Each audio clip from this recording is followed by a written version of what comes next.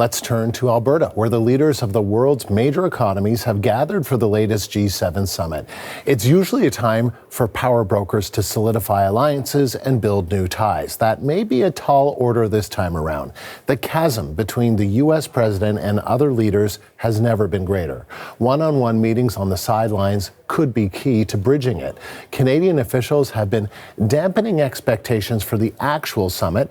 In many eyes, just avoiding drama could be a win. The CBC's Karina Roman is part of our team at the summit. She joins us live from the Media Centre in Banff. And Karina, the big focus for Canadians today, of course, was that meeting, that one-on-one between Prime Minister Mark Carney and Donald Trump. What do we know about that sit-down?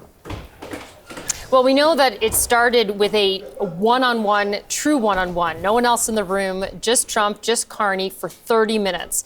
A true tete-a-tete kind of thing. So that was the start, which bodes well that they're open to that and that is actually what took place. Then the media was allowed in, and of course the Canadian media very interested in the trade tariff story and where the possible deal, progress on that deal that we know has been, the negotiations have been going on. And Trump was asked what was holding up a deal between Canada and the U.S. Have a listen to what he had to say. I think we have different concepts. I have a tariff concept, and Mark has a different concept, which is something that some people like. But we're going to see if we can get to the bottom of it today. I'm a tariff person.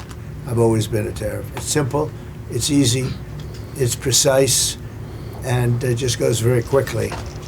And I think Mark has a more complex idea, but also very good. So we're going to look at both, and we're going to see what we're going to come out with something, hopefully. Mr. President, do you think a deal is achievable within days, within weeks? Is there that kind of runway? Yeah, it's achievable. Both parties have to agree. Yeah, sure. So both parties have to agree. Now, it is encouraging that he seemed to be open to whatever this complex idea is from the Prime Minister that at this point he hasn't revealed to the greater public, but is clearly part of the negotiations. And we do have a statement from a senior official with the Canadian side of things saying that Trump-Carney had a productive meeting which lasted over an hour and focused on advancing the ongoing negotiations around the trade and security relationship between the two countries.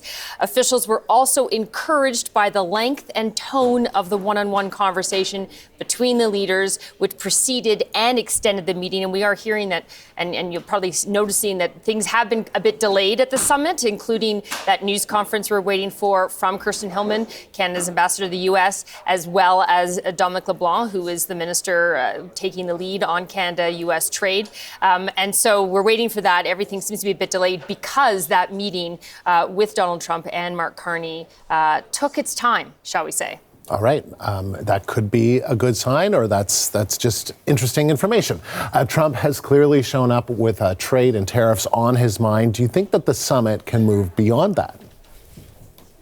Well, it can, but we do need to acknowledge that trade and tariffs is on everyone's mind. You've got pretty much all the leaders of, whether we're talking the G7 countries or the additional leaders that have been invited who will participate in sessions tomorrow. They do have tariffs on the mind. It's impacting not just Canada. They're all vying for some kind of face time with Donald Trump, whether in a formal bilateral meeting like what happened this morning with Canada, or in a more informal pull-aside in sort of the hallways of Kananaskis at the center there.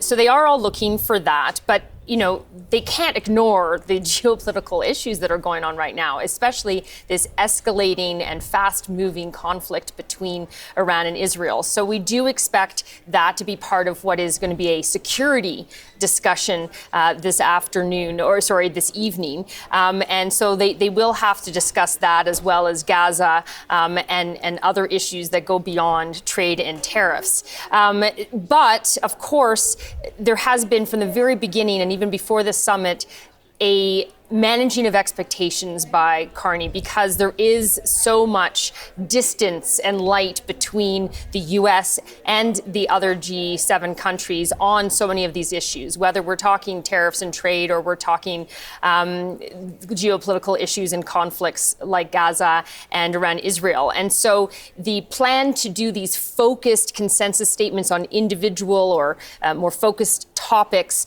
and issues is what Carney has laid out is going to be done, so that they could perhaps get agreement, at least on some things, to show progress. And it's something that Mark Carney addressed in his opening remarks when he actually started the summit after his meeting with Donald Trump. Have a listen. We're gathering at one of those turning points in history. I think we all recognize that turning point where the world looks to this table for leadership. We will have open, frank discussions over the course of the next 2 days.